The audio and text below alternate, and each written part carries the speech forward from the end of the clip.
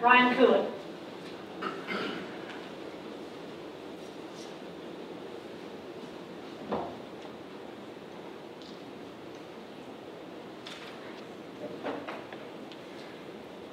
Hello all, thank you for having this public hearing. Sorry if I'm a little drowsy. I woke up in the eastern part of Pennsylvania this morning, so it's a little bit of a change here. But I did want to make it though. I did want to travel back for this public hearing because, I mean, I'm a lobbyist by nature. I know how it works, and I know a lot of my clients are businesses, and I want to get from the government for their businesses. I myself am opening up a new business in another city here very shortly. And I've been through this process, we're going through it right now, about whether or not the taxpayers of the city that I'm not a resident of will pay for the parking facility for my business. So being a resident of this city, I do have two questions. Now this is the only meeting that we are having on this. Yet I remember when we were discussing the City Hall property a few years ago, it was stopped by Councilman Phelps, then Councilman Weisgerber, and then Councilwoman Bailey on the fact that they wanted multiple public charrettes and meetings on any building that was going to be downtown. Now, the research I've done, the City Hall property would have cost us $0. And I don't know if we would have had to pay a legal settlement out of it, but we sure as heck would not have been paid $700,000 for it. So having said that, my question is two-part.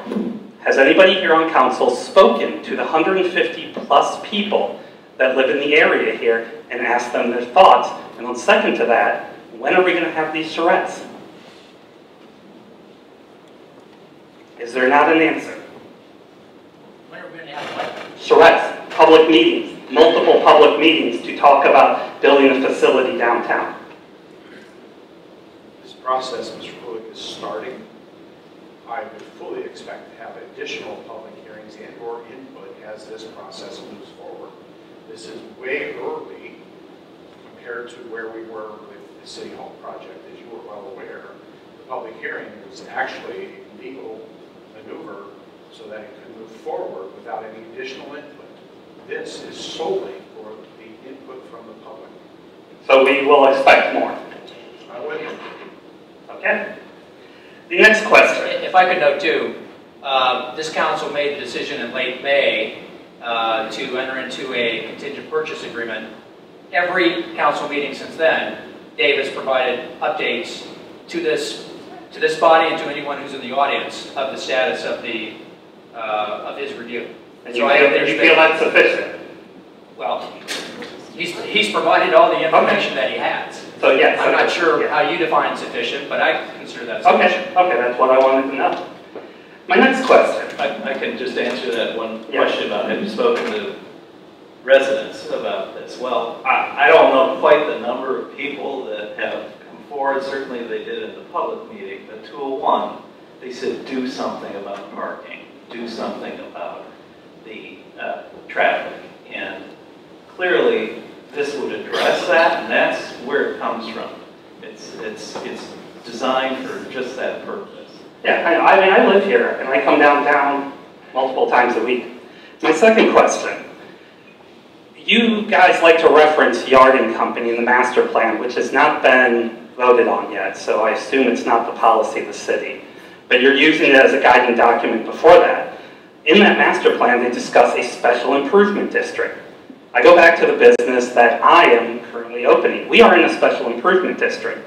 When it comes to things like parking, because our businesses are benefiting from this more so than the taxpayer is, those expenses are paid for through that or a TIF. Have either of these been discussed, or are we looking in the future of creating a SID so we can make these capital improvements a little bit more equitable and not just on the backs of the taxpayers?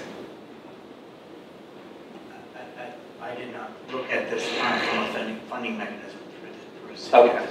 Then I would hope to recommend we go that way. And I think, again, for clarity, and Mr. Kennedy and Mr. Braun can clarify, this area is within the TIF. Okay. Thank you. And I would also add, if I may, Mayor, we have been in touch with our bond counsel, and we have begun to talk about these things. But as the Vice Mayor pointed out, I would say it's very early. We can't, as we talk to our bond counsel, we were told, well, I need to know what the scope of the project is, I know what the cost is, so it's very early for that. Yeah, and all governments are different, so as a taxpayer, I wanted to put those two, which I think are the most important, engagement and also kind of looking at the benefit to the general taxpayer. So I thank you guys for your time. Just to respond to one point, I don't know that I necessarily agree that this benefits businesses mostly. I think that having businesses here is what benefits our community, because prosperous businesses, that helps our tax base, that helps our vitality of this area, of this community, which obviously helps our residents, because that's how we get our tax base in order to do road improvements and other things that we bring to the city. So, but that said, I'm not going to apologize one bit for believing that this absolutely better help our businesses. That's certainly a driving force for this. You know, we have people down here that have invested a lot of blood, sweat, and tears and money to bring their businesses here even before it was as prosperous as it is down here. And I think it's incumbent upon us to make sure that they are able to still have an environment that they can flourish in, and that their businesses can continue to be successful, because that's what's best for them and that's what's best for our residents and our community at large. So to me, this is solving some major problems. Yes, it is a big project, it is a big price tag, which is why we're looking at all options on how we can finance it. Nothing has been decided, but I'm all in on this project, because I think it's what we need to do to keep this city moving forward in the direction that it's moving. Does anyone else have any comments? Vice Mayor? So, you know, I get chastised often because I've been on council for a number of years. But I will say that back in the 90s, I first got on council in 95. And one of the first projects and committees I was on was historic redevelopment, as Mays remembers. And the purpose was to start revitalizing, draw attention, slow traffic down so that the businesses can succeed. As part of that plan, we knew if we were successful that traffic ingress and egress with the tracks, the railroad tracks, the way 48 is set up would become an issue. So back in the late 90s, we actually had another committee that I was on where we looked for a separate ingress and egress off of 48, and it would run through about just north of where the rail car is today. It created a little bit of an issue because of the intersection with the tracks.